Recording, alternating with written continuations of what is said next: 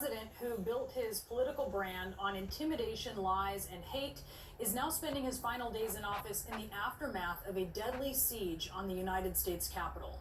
There are people who warned over and over that electing Donald Trump would be bad for America.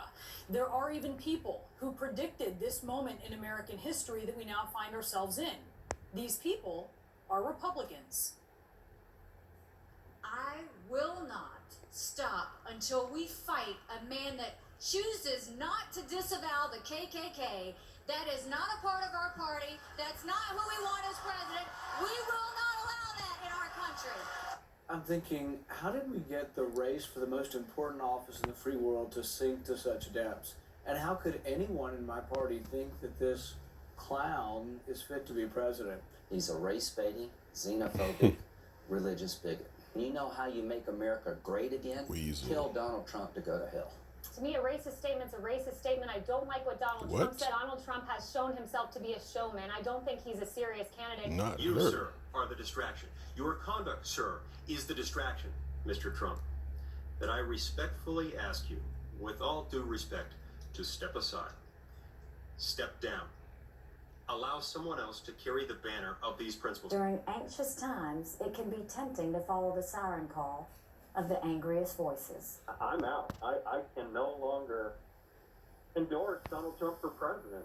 He doesn't know the difference between truth and lies. He lies The biggest practically every word that comes one. out of his mouth. We're on the verge of having someone take over the conservative movement and the Republican Party who's a con artist. I just really believe that the Republican Party has been conned here, and this guy is not a reliable conservative Republican. This is a defining moment for the Republican Party. That is not who our Republican Party is. That's not who America is. Donald Trump's candidacy is a cancer on conservatism, and it must be clearly diagnosed, excised, and discarded. Now, all of those Republicans went on to broadly support or to work for President Trump's administration, ignoring his nods to extremists, acting like they didn't see his tweets, playing whataboutism with liberals instead of acknowledging the uniquely troubling nature of President Trump.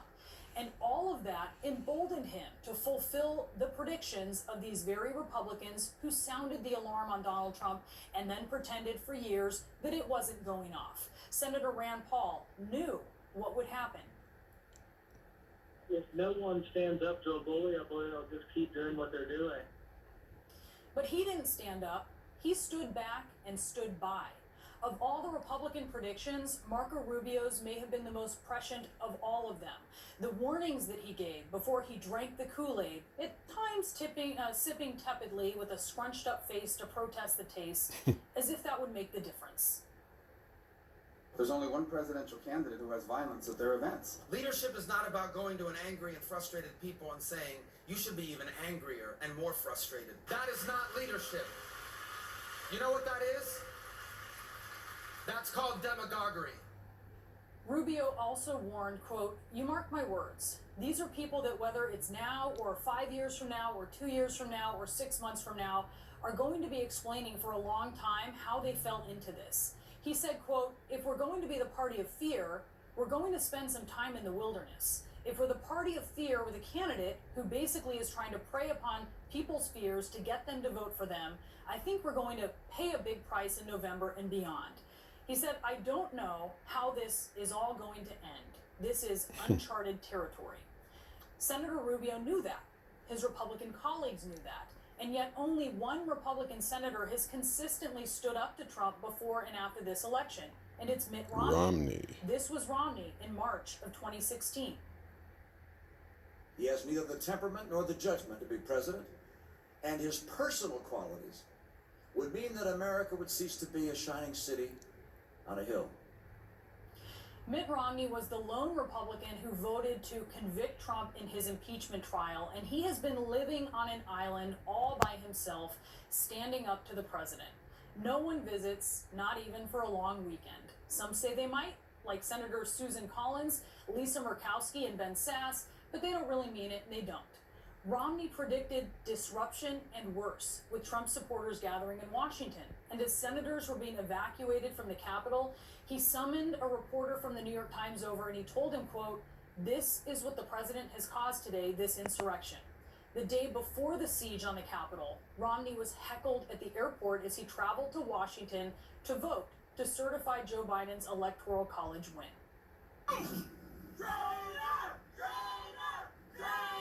Trump's people. A lot of Republicans decided they didn't want to live with that. But now they will have to live with themselves, knowing that before they were sycophants, they were psychics.